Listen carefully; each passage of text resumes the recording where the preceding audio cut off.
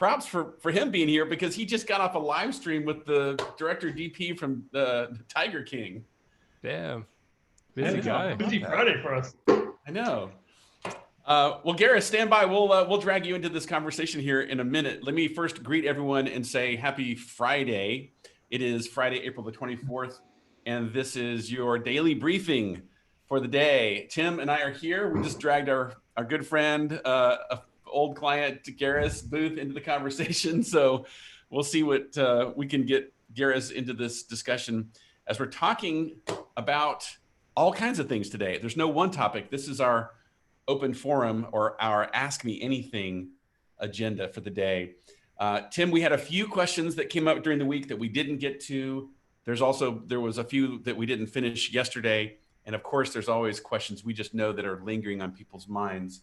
But what are some of the big ideas you want to touch on today as we get into this so people know whether or not to chime in or raise their hands or what have you? Yeah, I think some of the big topics that had follow-up questions for us this week are from the conversation we had with Dallas and how he created original IP, what he was able to do with that IP and kind of the stability that they gave his business, but also like, how did he get there? I did some conversations with people over the last couple of days, really great people this morning. And there's really this process of like, how do I get out of my own headspace and make some good content that the world is willing to buy? So happy to talk about that. Also, I woke up this morning and there was I don't know if you guys saw the headlines, but like this idea that the states are going to be allowed to go bankrupt.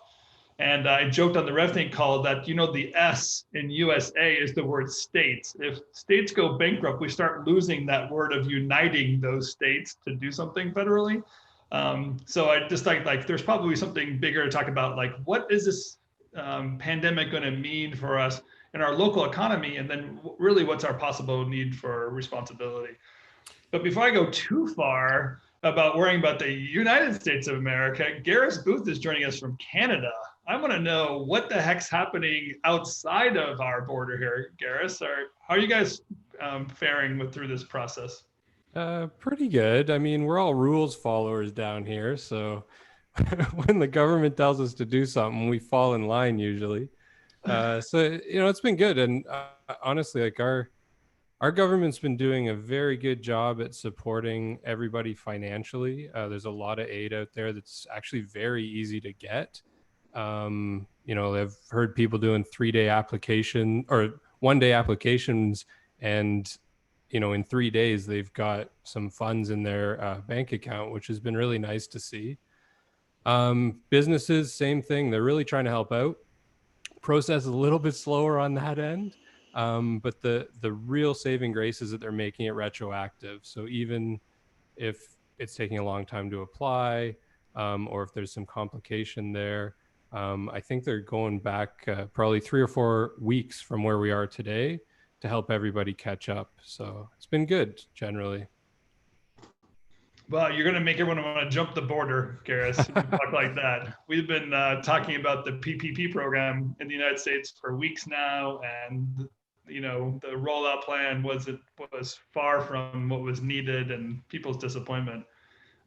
So it sounds like the conditions there are a little bit stronger with what it meant to shut down and how to support people. Yeah, I mean, we'll see when it comes, tax time next year and how they deal with all of that stuff. But right now, everybody is, relatively in good shape. Obviously, we've got major problems with the economy still, and businesses are closing and restaurants are disappearing, and that stuff's all happening. I mean, my business was cut probably in half as a result of all this stuff. So I mean, it's not. I wouldn't say it's all rosy and perfect, but there definitely are things in place to ease it a little bit. That's great. Yeah, it's so interesting to just get out of our own echo chamber. We've been talking to Canadians. I've had conversations with people in the UK and Australia, and just each country seems to be understanding the responsibilities differently, meeting people's needs differently, and having I don't know what it is, but like the thought of the political atmosphere around it, is it supportive or destructive? I personally feel like ours is maybe because it's election year, but it feels more destructive. It's finger pointing and tearing each other down instead of worrying about the people that the government's supposed to support. So good for you guys. The Canadian dollar, like the US to Canadian dollar, is had a dramatic shift too. So you get some US work, you're going to be doing pretty well on that side of the border as well. Yeah, I mean, I always enjoy US work. We've got a bunch of clients in the US now, and it's been pretty good. And actually that's where the majority of our work is coming from right now, is from our clients in the US. Canada is so conservative. I think when all this happened, even though there's some government support there, everybody's just, just contracting, cost cutting as much as they can. So our knee-jerk reaction here was to probably stop spending money. Whereas I know like the tech sector for us coming out of like San Francisco and other areas in the US actually went the other way. I had to give a shout out to Shopify too. They've been helping us out in Canada. They're doing great. That's really great. Yeah. Nice. Well, it's good to hear that you're surviving, right? I mean, a drop in half is obviously epic, but I think a lot of people here would also say, yeah, I think I saw my business drop by a third or a half, a few more, but it's not zero. And so I guess you're counting your blessings.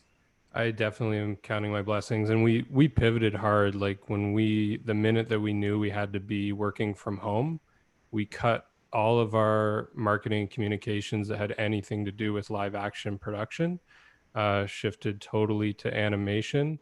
And then we sent out some communication about how we could work remotely on the live action side, knowing that wouldn't happen immediately. But I'm actually starting to see plans for basically the fall where we're looking at remote recording and directing solutions, because people know that, or think that, it's not going to be a hard back to work, but it's probably going to be an easing back in, and that's probably an opportunity there. So it was good in that respect. We also, probably following in your footsteps, we started a live show we're doing every other week.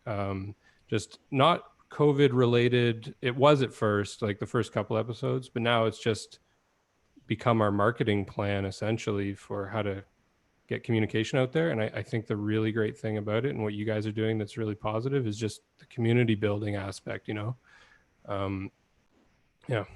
Yeah, I would agree. It's interesting because I'm thinking of actually a few examples. I mean, Tim, yesterday when we talked with Dallas about his podcast, there was also a community element to that, taking his expertise and scaling it by bringing a community together. And then I was giving Justin Barnes props. He was on this live stream just an hour ago with the director DP from Tiger King. And I thought, what a brilliant move by Justin to invite, I don't know how many people were there, Justin. I would think it would be hundreds, if not 1,000 people showed up to that. But it's having a conversation, and it's inviting a group and communicating with your audience and keeping yourself out there, stimulating conversations, talking about challenges, all that. It's smart. I mean, we might say, well, it's self-serving. And if you're out there selling and pitching your company, yes. But if you're having a conversation about things that people are interested in, if you're helping them, if you're bringing value to them, then it's great. So it sounds like that's part of what you've been doing, Garris. And maybe you have any tips for anyone that is thinking, hey, yeah, well, how can I think about this? How can I maybe get outside of my little box and, create some sort of outreach or connect with people better? Yeah, I think the thing you noted there about it being self-serving and stuff like that, we thought a lot about that internally and like how we were going to approach it, who we were going to talk to, what the messaging was going to be. And what we decided to do is actually use it as a community platform. So like our first episode, we got on a bunch of our partners who solely work in production, rep directors, and just talked to them about the challenges they were having. And then as we moved through doing other episodes, we brought in freelancers that we work with, writers that we work with, post audio houses, some guys from there, and just talking about like their process and what they do and, what they bring to the picture. So it's not even about what we're doing. It's we were just like, you know what, let's just get together and talk with people, because we're all kind of, like the big saying, we're in this together. It's legitimate, right? So just trying to raise up some other groups that we work with and feed them. You know, one pattern that I'm seeing is, I'm curious to hear your thoughts on this, Tim, is there's this idea of maybe at first we were all a little bit in shock and we're waiting for the answers. The government's going to tell us what to do, or these leaders are going to tell us what to do. But now we're entering this stage, like we talked about yesterday with Marcel, of not waiting for permission. Like, how do we lead, obviously in a way that's sensitive and empathetic and careful and with a plan and so forth, but not just keep waiting for permission. Yeah, what's so funny is I think you're right, Joel. It's like there's this initial shock, and I think the concern was like how we were going to deal with the crisis that we didn't know of, this uncertainty of what's going to happen. So am I out of business? Do I have to let go of my employees? Even the thought process and the angst of letting people go, filing unemployment, some of those kind of early things that we heard in our live stream here. It now seems to be moving towards people actually processing, thinking about the certainty, like knowing something is going to happen, like going back to work. And even though we know it's coming, there is going to be a few crises, a few moments of crisis in that process too. The one that I hear people really asking me, if I were to say, like, ask me on the side, they want me to hear what I really think, is a question of like, should I require my employees to come back to work? And there's really like, it's a struggle, isn't it? Because you know what you're saying, which is, should I make somebody go against their belief of if they're in danger or not? Or how much am I supposed to believe what that danger is and what the requirement is? But in reality, some of our responsibility and some of our services require human beings to be at a location doing it. And that person is an employee and they don't want to do it. How responsible should I be for this person and what their understanding is? That's such a hard struggle. I'm sure people could relate to that right now because it's really something that's happening. And in some cases, I'll be honest, in some cases, I've told the people I've talked to, when they give me the whole picture, I tell them, like, you probably should let that person go. Like, that individual you're talking about and the responsibility they have, the frustration that you're experiencing now, we're not even there, and what you're gonna have to overcome, I'm not sure if that's going to be the team you want to be building your company with in the future. In other situations, I completely agree with it. Like, you can roll things out and leave people loose. So it is a case-by-case basis, but I feel that's the new crisis that we're dealing with, is the reality of Tim. Oh, you're back. Oh, I'm sorry. I was gonna say, like, that's the crisis we're all dealing with now, is the reality of coming back to work and what that really means. It can be very hard. Well, I'm thinking of remember the image you sent me and I posted on Instagram from JFK, and there's these 4 monitors that usually have 100 flights that are all going out in the next hour, and they're all blank except for the left one that has 5 flights for the entire day. Yeah. And some people saw that post and commented, wow, that's incredible, how much things have been disrupted. Somebody else chimed in and said, oh, that's so great for the environment, we're not polluting and creating carbon emissions and so forth. And I thought, yeah, but don't say that to someone who works in the airline industry, because they're out of a job. So it's really hard for any of us to judge. For me, I just can't help but think we have to be empathetic. Is that the word? Or empathic? Yeah. During this time. And I'm trying not to judge, but I do know this, like, the answer to these problems, like, pollution and global warming, it's not a pandemic, clearly. The answer is always innovation and creativity. So this is where you, as a creative entrepreneur, I speak to you, all of you listening, I think have an opportunity or even a responsibility to lead. Yeah, Joel, I'm going to be a little bit more harsh on this. I agree with the idea that we got to be careful not to judge, but I think I'm going to sound really bad when I say this, I promise. But like, there's this thought of like, the people I'm judging now are the ones that are shaming people who are trying to do something through this process. So I like the term hope shaming. I find it I find that we have to develop a more critical mind of the work it's really going to take. And it becomes pretty frustrating that everyone narrows it down to very elementary principles, like the only reason I want to go to work is to make money. I think that's a very foolish perspective and childish perspective on what it takes. The economy is something greater, and the reality of livelihood, I'll come back to that word of like livelihood, the ability to provide for yourself is a necessity and a human right. And we're taking that away.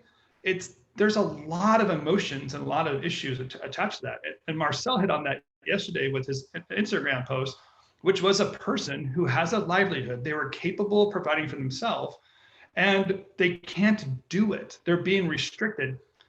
And if I want to go on a small tangent, I find it so crazy ironic that if I was looking for office supplies, right? So near the apartment here, there's an office supply store that I could go to, and I go there to get the stuff I was looking for, obviously closed, right? Because those businesses can't be open, that's the law. But I can go to Office Depot that sells the same supplies at the same price, but somehow this large corporation that's only selling office supplies, it can be open. And you know there's a disparity there. You know that this private people are being pushed down while large corporations are able to keep on working. I don't want to go off conspiracy, but there's a reality of like critical thinking that just doesn't make sense. Yeah. So my big point I'll go back to is like, I think the people I want to judge are the ones that aren't seeing the bigger picture and are shaming the others who are actually trying something and making them feel worried. And I feel like Marcel was getting a little bit of criticism yesterday because he wanted to have an open conversation of people that are struggling through with their livelihood. As business owners, I want you to kind of be willing to be a leader out there and have those conversations, not be afraid of the backlash, but be willing to kind of speak on both sides of the conversation. Because it is going to affect us. It's going to hurt us in the long run if we can't figure out how to have a dialogue. Well, there was this article that I shared yesterday, right as we signed off from Medium. And I thought this was a very strong message. It's obviously easier for me to read it because somebody else said this, but I thought it's a really good perspective. In fact, I'll share my screen and just read this because I thought this is a pretty intense perspective, but I appreciate it. That at the end of this article, the author says, government. Joel, your chat window is blocking some of the image there. Or is that my chat window? Never mind. That's my chat window. Oh, that was your chat window. Okay. No problem. So this article is called "The Government is Not Going to Save You." And this, just this last couple of paragraphs, the author says, the government is not going to hold your hand through the recession and help you get back on top again. If they did that for everybody, they would be bankrupt. The government sells promises and collects votes as payment. It's time for you to take back control and be responsible. Don't waste your time blaming people or engaging in useless social media trash talk about which policy is right and which one is not. Instead, be radically responsible by changing your life. Discard what you don't need, shed a few debts, cut your expenses, get out there and get amongst it. Stop wasting the opportunity of social media. Forget about the right time. Drop the friends who bring you down. Distance yourself for a while from family members who think you are useless. Build a few new habits, learn additional skills, create more than one income stream. These are all responsible actions that will help you take back control of your life.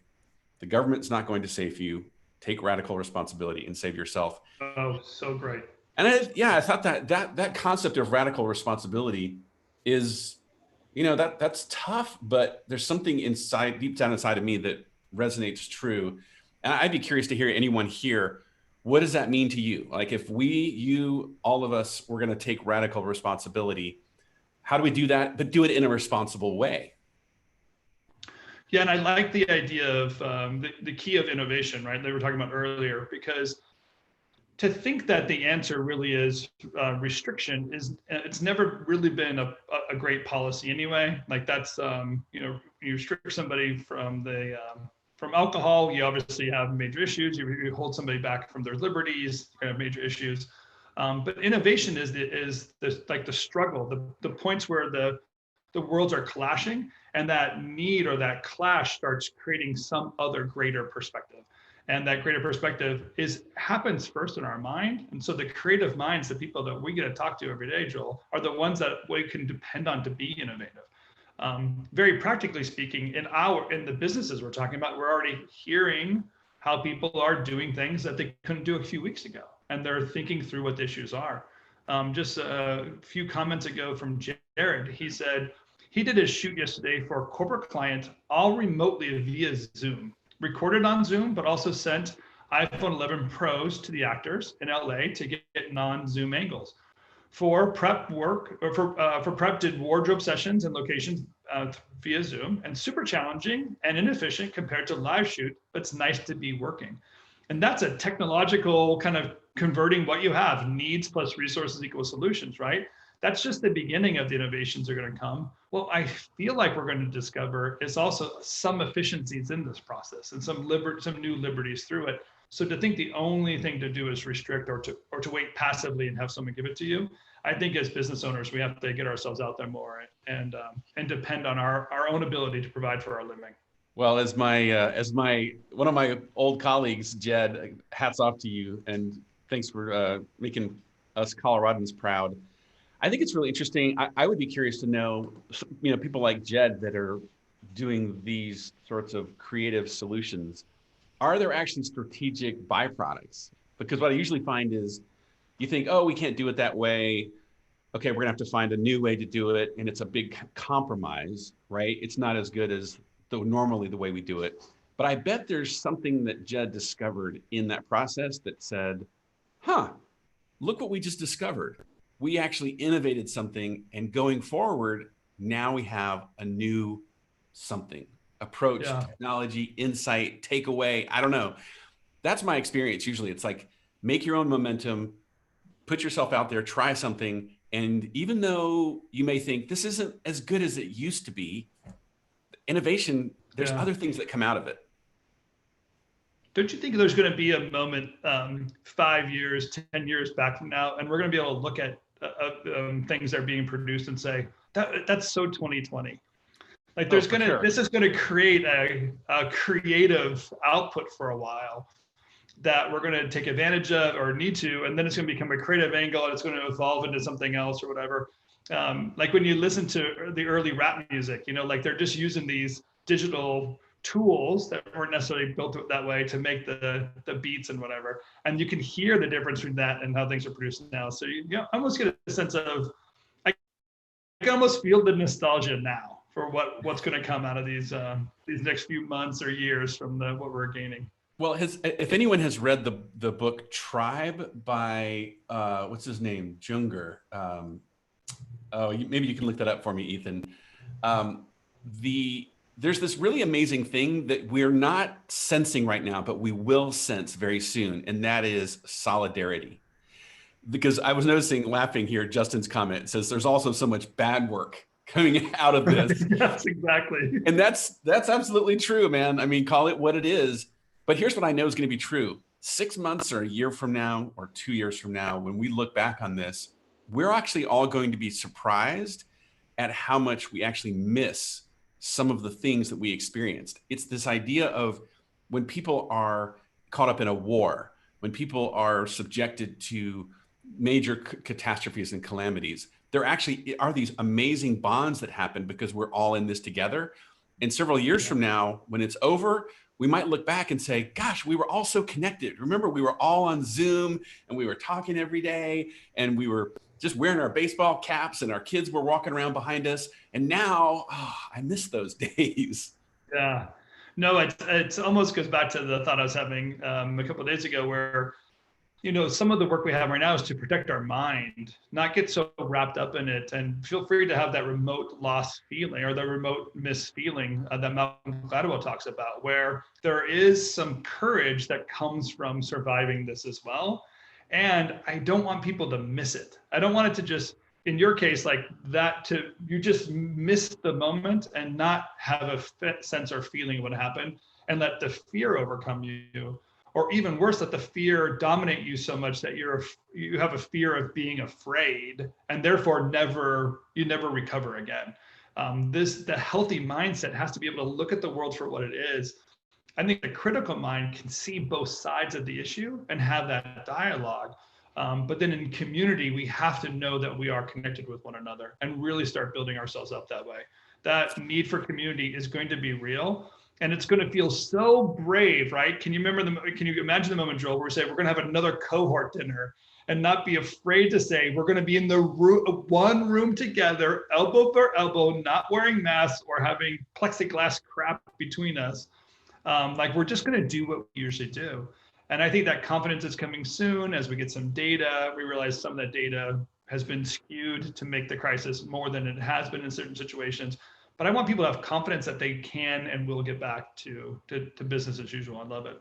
Yeah, I was just digging up an old quote that I remember that I stumbled across a while ago that it's very appropriate based on what you were saying, Tim. And that is, life is what happens to you while you're busy making other plans. And Yes. right. And I think you're making a really good point, because I think creative entrepreneurs, I know I'm this way, I live in the future so much. I'm always excited about what's next, what's coming, where are we going, what are we going to go do? But that can tend to, during a season like this, I can get very sort of stuck because I'm waiting. I don't know where things are going. And then I miss what's right in front of me. And so I think your encouragement is, don't miss what's right in front of you. Family, friends, community, whatever. I mean, this live stream right here, right now, this is all we've ever had. We've only ever had the present.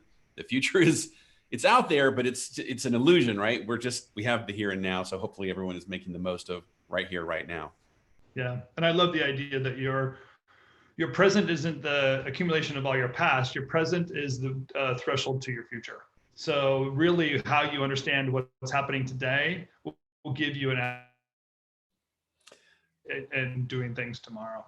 And there are going to be some hard times. I mean, again, so let's say like the conversation about the states going bankrupt, it's probably the probability of that actually happening. I don't know. It doesn't seem like it's very probable, but the reality of that conversation of what that might mean to provide for your infrastructure, for your community, the police force, the fire departments, the teachers, the unemployment, the health providers, the mental work, the mental capacity of the community. All of that is necessary within a community. And this idea that we can distance ourselves and some outside force is going to do it, it's just not a reality. Yeah. So this is a threshold to some other new healthy way of interacting in it. And yeah, I have a feeling you're right. We're gonna feel the nostalgia for it. Well, I appreciate, Justin, what you just said here about it's why I love doing the dinners that we've done in the past with owners. It puts all of us on the same level playing field, dealing with the same issues right now. And universally, it's like that for everyone, right? We're, to a certain extent, there's this leveling of the playing field. I've been telling, all these owners asking me, hey, how do I do outreach right now? How do I do sales? And one encouragement I've been giving everyone is, hey, recognize that if you get on a Zoom with the chief marketing officer right now, she's going to be at home with her kid walking through the background, wearing a t-shirt, just like you. So we've all, in a sense, like the playing field's been leveled because she's not in the Manhattan skyscraper. She's just like you. She's just like me. So yeah, maybe there is some sort of I don't know, maybe we're all being reminded of how similar we all are in this, because the virus knows no race, creed, political party, what have you. Look, and I know we're at the half-hour mark. I just want to kind of give a couple of things that we didn't get to today, but are on our mind. One of them is the PPP has rolled out. Some of you, it's hitting your checking account. Some of you, I believe, they'll hit your checking account soon. And then the next questions you're going to have is the responsibility with that money. We're going to start dealing with that at RevThink. Louis, that you guys have met on our daily briefings, he's given me a spreadsheet to start working out that for clients. And when I have that, I'll make it available to us. We might even bring Louis back on and start talking about some of these bigger questions that we have as a possibility next week on Tuesday or Wednesday. So look out for that, because we know that's going to be some of what we're processing. Those of you who have not gotten the PPP, I still want you just to be strong on your cash flow. As Joel mentioned yesterday, we're still available to do that work with you. We still are doing that. It's not as many for this week as it's been for the past few weeks, but I don't want you to think you have to deal with this yourself, or if you just want a second set of eyes, we're happy to just look at what you have, encourage you where you're going, and give you some strategy of how to be strong. My outlook still is I want you to be very strong going into June. I think it's going to be important for our business. I was just on the phone with American Express yesterday about a PPP loan, and they're waiting for this next round of funding to go through. So make sure that you're at the front of that line, whatever that means. A few people have asked, can you apply to more than one place? The answer is yes. You can't accept it from more than one place, but you can apply. So it doesn't hurt to put an application. You already have the information. Feel free to get that in there. And the EIDL money, I know, is also coming in. So we probably have some questions we'll deal with Louis, but we're going to get to that next week. And I'm really encouraged by these states that are opening up. There's going to be a few people that are going to be talking about the struggle of getting back to work and some of that responsibility over commitment to things and necessity. So I want to keep that struggle real and want to encourage people to join us in the conversation and bring things forward as you're dealing with those. So thanks to Garris for dropping in and giving us the update from Toronto. That was cool. And also thanks to Jed and Justin and the others that dropped comments in here today. Keep the questions coming. I know we'll see a bunch of you in the 7 Ingredients maybe over the weekend, but we're here to help. As you know, RevThink, we exist to help the creative entrepreneurs thrive in business, career, and life. So if we can help and support, that's what we're here for. Thanks everyone for being here and being part of the daily briefing. Have a great weekend, and then we'll see you back here on Monday. Tim, thanks for joining me, and safe travels out there. Thank you so much. We'll see you next week.